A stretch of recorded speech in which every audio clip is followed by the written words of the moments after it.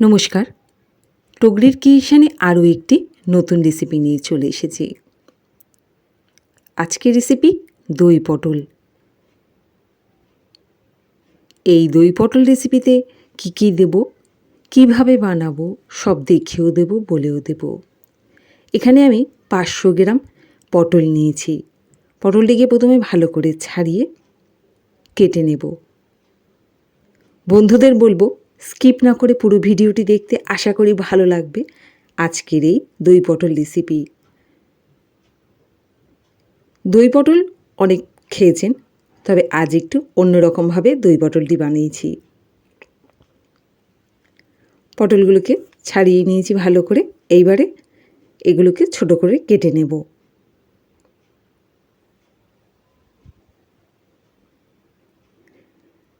দেশ বিদেশ থেকে যে যেখান থেকে ভিডিওটি দেখছেন কমেন্ট করে অবশ্যই জানাবেন কেমন লাগলো আজকের এই দই পটল রেসিপিটি।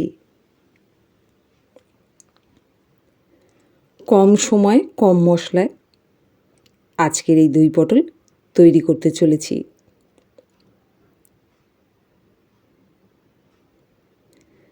সম্পূর্ণ নিরামিষ এই দই পটল। তো দেখুন পটলগুলোকে কাটা হয়ে গেছে। গ্যাসে কড়াই বসিয়ে দিয়েছি আগেই। কড়াইটি গরম হয়ে যাওয়ার পর আমি এখানে দিয়ে দিচ্ছি 1 চামচ ঘি। ঘিটিকে এবার ভালো করে গরম করে নেব। ঘিটি ভালো করে গরম হয়ে যাওয়ার পরে শুকনো লঙ্কা আর তেজপাতা ফোড়নে দিয়ে দিচ্ছি। দিয়ে দিলাম সাদা জিরে। দই পটল রেসিপিটি তৈরি করতে এখানে যা যা ব্যবহার করেছি সমস্ত কিছু আমি আমার মতো নিয়েছি। দই পটল রেসিপিটি যদি আপনারা তৈরি করতে চান, আপনাদের প্রয়োজন মতো সমস্ত কিছু নিয়ে নেবেন। ফোড়নটি একটু ভাজা হওয়ার পর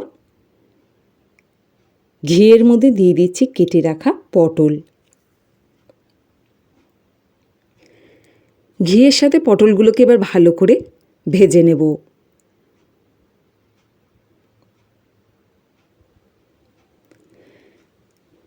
এক থেকে 1.5 মিনিটের মতো পটলটি ভেজে নেব।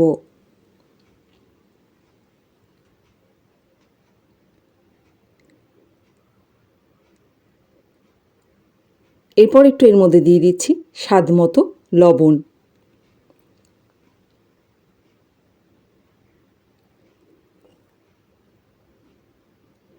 লবণটি দেওয়ার পর কিছুক্ষণ এইবারে নাড়িয়ে নিচ্ছি।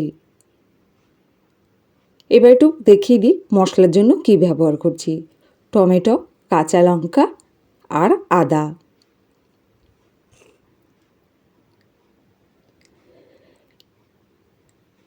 ভেজে রাখা পটলের মধ্যে এবার দিয়ে দিচ্ছি আদা, টমেটো আর কাঁচা লঙ্কা বাটাটা। ভালো করে পটলের সঙ্গে এবার মশলাটিকে কষিয়ে নেব।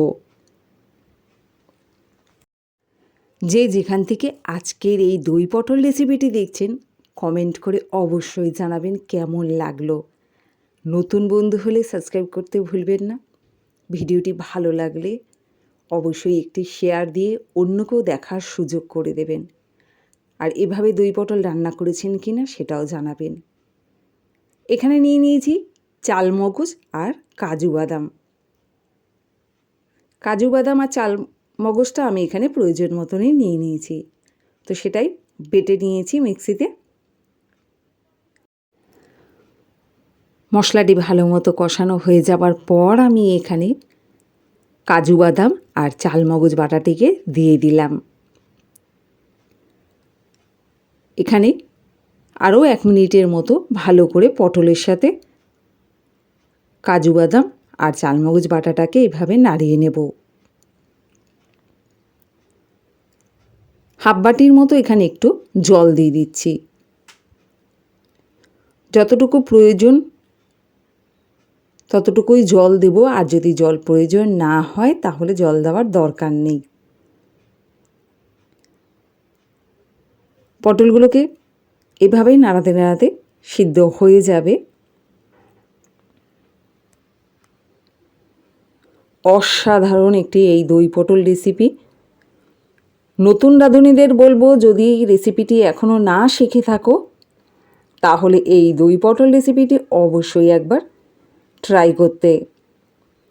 অসাধারণ একটি নিরামিষ দই পটল রেসিপি। দিয়ে দিচ্ছি এর মধ্যে আরও একটু স্বাদ মতো লবণ। 1 মিনিট মতো আরও কিছুক্ষণ কষিয়ে নেওয়ার পরে দিয়ে দেব এবারে এর মধ্যে দই। এখানে আমি 1 বাটির মতো টক দই নিয়ে নিয়েছি। এর মধ্যে এরপরে আমি দিয়ে দেব ফেটে রাখা টক দই। টক দইটাকে একটু ভালো করে চামচ দিয়ে না ফাটিয়ে নিলে অনেক সময় টক দই জমে থাকে, সেটাকে একটু ভালো করে না ফাটিয়ে নিলে পরে মশলার সাথে মিশবে না। তাই টক দই দিয়ে দেওয়ার আগে একটু ভালো করে চামচের সাহায্যে ফাটিয়ে নিতে হবে। তারপরে পটলের মধ্যে টক দইটা দিয়ে দিতে হবে। কিছুক্ষণ টক দইয়ের সাথে পটলটাকে ভালো করে মিশিয়ে নেওয়ার পর দিয়ে দিচ্ছি নামানোর আগে ধনেপাতা আর একটি কাঁচা লঙ্কা। আপনারা যদি চান এর মধ্যে একটু যদি চিনি দিতে পারেন।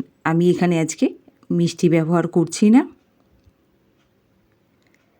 ধনেপাতা আর কাঁচা লঙ্কাটি দেওয়ার পর এভাবে নাড়িয়ে নেব। একটুখানি নাড়িয়ে রেখে দিয়ে তারপরে প্লেটে নামিয়ে নিচ্ছি। চলুন এবারে প্লেটে নামিয়ে নিই। বন্ধুদের বলবো, আজকের এই দই পটল রেসিপিটি কেমন লাগলো কমেন্ট করে জানাতে ভুলবেন না। নতুন বন্ধু হলে সাবস্ক্রাইব করে পাশে থাকবেন। ভিডিওটি দেখার সময় অবশ্যই একটি লাইক দেবেন। ভালো লাগলে অন্যকেও শেয়ার করে দেখার সুযোগ করে দেবেন। ধন্যবাদ।